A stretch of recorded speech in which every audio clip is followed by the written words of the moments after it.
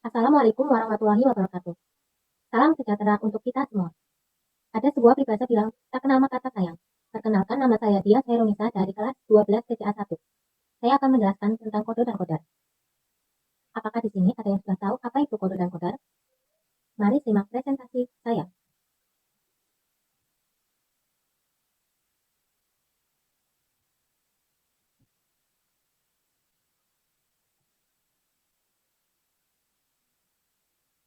Di sini ada yang sudah tahu kode dan kodar, dan di sini apakah ada yang sudah tahu dalil kode dan kodar, dan apa kaitan antara takdir, ikhtiar, dan tawakal? Apakah ada yang sudah tahu? Mari kita simak. Kode dan kodar adalah takdir yang berasal dari bahasa Arab. Kode secara berarti ketetapan, ketentuan, ukuran, takaran, atau sifat. Qadar secara bahasa berarti ketetapan yang telah terjadi atau keputusan yang diwujudkan. Kode secara istilah yaitu ketetapan Allah yang tercatat di Lauhul Mahfuz atau papan terpelihara sejak zaman azali. Ketetapan ini sesuai dengan kehendak Allah yang berlaku untuk seluruh alam semesta. Dan qadar secara istilah adalah keputusan Allah Subhanahu wa taala yang memiliki sifat maha kuasa atas segala ciptaannya, baik takdir baik maupun takdir buruk. Allah Subhanahu wa taala berfirman pada surat Al-A'raf ayat 54 yang berbunyi ala lahul khalqu wal amr tabarakallahu rabbul alamin. Artinya, ingatlah, menciptakan dan memerintah hanyalah Allah Subhanahu wa taala. Maha suci Allah, Tuhan semesta alam. Quran surat Al-A'raf ayat 54. Takdir dibagi menjadi dua, yaitu takdir mubram dan takdir mu'alaq. Takdir mubram adalah takdir yang tidak dapat diubah oleh manusia. Sedangkan takdir mu'alaq adalah takdir yang dapat diubah oleh manusia sesuai dengan pilihan mereka. Contoh takdir mubram yaitu manusia pasti mempunyai akal, pikiran, dan perasaan. Yang kedua, di alam semesta ini setiap benda bergerak menurut sholat sunatullah. Yang ketiga, setiap makhluk pasti akan mengalami mati ataupun seseorang yang pasti hanya punya kehidupannya. Sesuai dengan firman Allah pada surat Al-Imran ayat 185 yang berbunyi A'udzubillahi minasyaitonirrajim. Bismillahirrahmanirrahim. Kullu nafsin dha'iqatul maut. Kullu nafsin dha'iqatul maut. Wa innama tuwaffawna ujurakum yaumal qiyamah. Yang artinya, tiap-tiap yang bernyawa akan merasakan mati. Sesungguhnya, pada hari kiamat saja disempurnakan pahalamu. Quran surat Al-Imran ayat 185. Kemudian takdir mu'alaq yang dapat diubah, setiap hamba diberi peluang ataupun kesempatan oleh Allah untuk berusaha mengubah takdir dan keadaan dirinya. Allah Subhanahu wa taala berfirman pada surat Ar-Ra'd ayat 11 dan 13. Ayat 11 yang berbunyi A'udzubillahi minasyaitonirrajim. Bismillahirrahmanirrahim. Innallaha la yughayyiru ma biqaumin hatta yughayyiru ma bi anfusihim. Yang artinya, sesungguhnya Allah tidak akan merubah keadaan suatu kaum sehingga mereka mau mengubah keadaan yang ada pada diri mereka sendiri. Quran surat Ar-Ra'd ayat 11. Perbedaan risalah. Yang pertama adalah risalah Jabariyah yang berpandangan bahwa manusia tidak memiliki hak kebebasan. Pandangan ini membuat hidup sudah ditentukan oleh Allah. Kemudian ada pandangan risalah Qadariyah, yaitu Allah memberikan kebebasan pada manusia untuk menentukan jalan hidupnya. Dengan demikian, manusia mempertanggungjawabkan segala perbuatannya kepada Allah. Hal ini membuat kita cenderung lebih optimis dan lebih menjalani hidup dengan baik. Kemudian ada dalil nakli atau dalil dari Al-Quran dan Al-Hadis. Dalil nakli surat At-Taubah ayat 51 yang berbunyi A'udzubillahi minasyaitonirrajim. Bismillahirrahmanirrahim. Innallaha la yughayyiru ma biqaumin hatta yughayyiru ma bi anfusihim. Yang berbunyi sesungguhnya Allah tidak akan mengubah suatu keadaan kaum sehingga mereka mau mengubah keadaan yang ada pada diri mereka sendiri. Kemudian ada Quran surat An-Nahl ayat 61 yang berbunyi A'udzubillahi minasyaitonirrajim. Bismillahirrahmanirrahim. Fa idza jaa'a ajaluhum la yastakhiruna sa'atan wala yastaqdimun. Yang artinya, maka apabila telah tiba waktu yang telah ditentukan bagi mereka, tidaklah mereka dapat mengundurkannya pada sesaat pun dan tidak pula mendahulukannya. Quran surat An-Nahl ayat 61.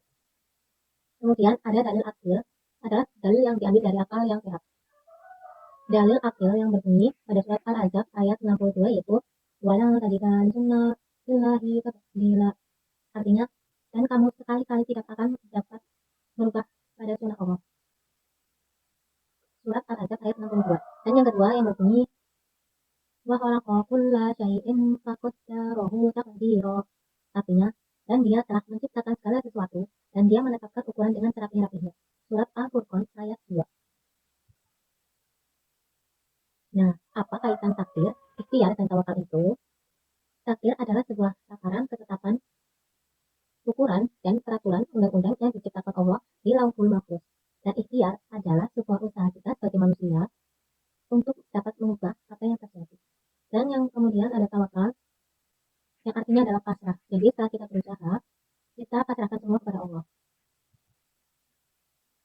Allah Subhanahu wa Ta'ala berfirman bahwa pada surat Al-Imran ayat 159 yang berbunyi wa idza azamta fatawakkal 'ala Allahi innallaha yuhibbul mutawakkalin.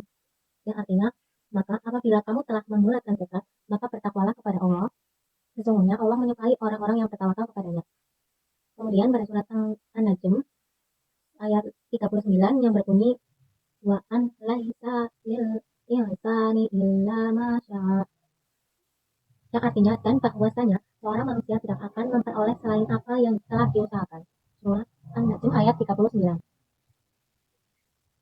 Fungsi iman kepada qada dan qadar yang pertama adalah mendorong kemajuan dan kemakmuran. Kemudian menghindari sifat sombong, berlatih untuk berhusnuzon kepada Allah, melatih kesabaran, dan iman kepada takdir, mendidik manusia untuk berprasangka baik kepada ketetapan Allah dan bersabar dengan apa yang dikehendaknya. Terhindar dari sifat aku dan takut. Sesuai dengan Quran surat Yusuf ayat 87 yang artinya, dan jangan kamu berputus asa dari rahmat Allah, sesungguhnya tidak putus asa dari rahmat Allah melainkan kaum kafir. Dan surat An-Nahl ayat 53 yang berbunyi wa ma bikum min nikmati fa minallahi tsumma idza massakumul durra fa ilaihi taj'arun. Yang artinya, dan apa saja nikmat yang ada pada kamu, maka dari Allah datangnya. Dan bila ditimpa kemudaratan, maka hanya kepada Allah lah kamu minta pertolongan. Quran surat An-Nahl ayat 53. Perilaku cerminan dari qada dan qadar salah satunya adalah yakin terhadap qada dan qadar Allah, karena pada hakikatnya qada dan qadar itu masuk ke dalam logika manusia. Pemahaman yang menyeluruh mengenai qada dan qadar ini dapat membuat kita menjadi pribadi yang lebih optimis dan bekerja keras. Kemudian, kita tidak boleh sombong apabila kita meraih keberhasilan, karena semua itu adalah hasil dari usaha dan tawakal serta kehendak Allah. Tidak boleh putus asa karena senantiasa berhusnuzon kepada Allah bahwa apa yang Allah lakukan kepada kita itu adalah yang terbaik. Bersyukur karena memperoleh rezeki yang bentuknya dan senantiasa bersabar apabila mendapat ujian dari Allah. Hikmah dari mengimani qada dan qadar yaitu Allah telah menggariskan hukumnya dalam qada dan qadar. Kita mampu menjadi pribadi yang lebih optimis dengan melakukan doa dan ikhtiar. Kita bisa menyadari bahwa Allah telah membekali manusia dengan berbagai perangkat dalam kehidupannya. Kemudian, hikmah lain dari mengimani qada dan qadar adalah manusia berhak memilih untuk melakukan sesuatu dengan kesadaran dan konsekuensi yang akan diterima di akhirat nanti. Mampu membedakan antara jalan baik dan benar untuk berusaha dan Allah pasti akan membuka jalannya. Menjadi pribadi yang tidak pernah putus asa dan lupa diri apabila menghadapi suatu baik kesenangan maupun kesedihan. Berikut adalah presentasi dari saya. Dan kemudian ada karakter iman qada dan qadar. Satu, karakter religius yang dapat kita wujudkan di kehidupan sehari-hari adalah dengan berzikir, membaca Al-Quran, dan sholat berjamaah. Kemudian karakter jujur yang dapat kita wujudkan dalam kehidupan sehari-hari adalah mengerjakan ulangan dengan jujur tanpa menyontek, mengembalikan barang yang telah dipinjam, kemudian membeli barang sesuai dengan harganya. Kemudian karakter peduli sosial yang dapat kita wujudkan dalam kehidupan sehari-hari adalah membantu korban bencana alam, mengeluarkan infak setiap Jumat, membantu teman yang membutuhkan pertolongan. Kemudian karakter yang bertanggung jawab dalam kehidupan sehari-hari, menjadi ketua kelas yang amanah atau menjadi siswa yang mengerjakan tugas dari guru dengan baik, kemudian membersihkan ruang kelas atau kamar setiap hari.